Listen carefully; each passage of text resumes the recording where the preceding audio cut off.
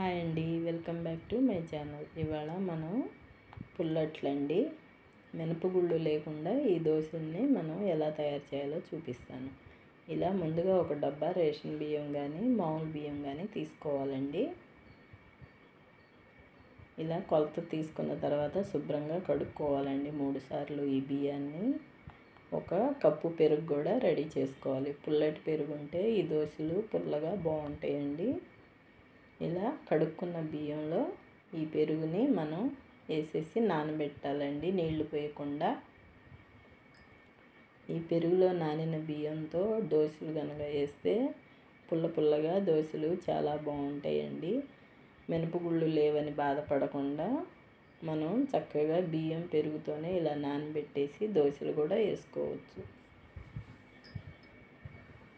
ఇలా 4 hours plate పెట్టేసి ఒక సైడ్కి పెట్టేసి నానబెట్టేయాలండి బియ్యాన్ని.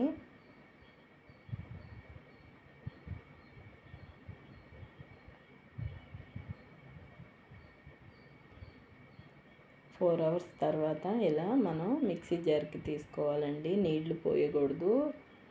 ఇదే పెరుగుతో ఉన్న బియ్యాన్ని మనం ఇలా మిక్సీకి వేసుకోవాలి. దోశ బ్యాటర్ మాదిరిగా ఉండాలండి. ఈ బ్యాటర్ కూడా కొద్దిగా పలుచగా ఉన్న దోశలు బాగానే వస్తాయి. ఇలా ఉండాలండి, లిక్విడ్ లాగానే.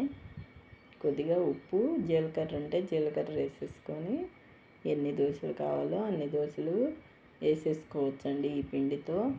చూసారుగా ఎంత స్పాంజీగా మంచిగా వస్తున్నాయో దోశలు. చాలా టేస్ట్గా ఉంటాయండి టమాటా పచ్చడితో తీసుకుంటే.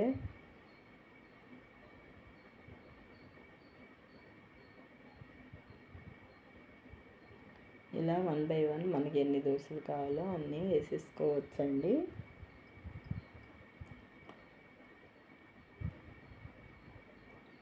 మినపగుళ్ళు లేవు, టిఫిన్ లేదు అని బాధపడకుండా ఎప్పుడన్నా పెరుగు మిగిలినా కూడా ఇలా మనం దోశల్లాగా బ్యాటర్ తయారు చేసుకొని వేసుకోవచ్చండి.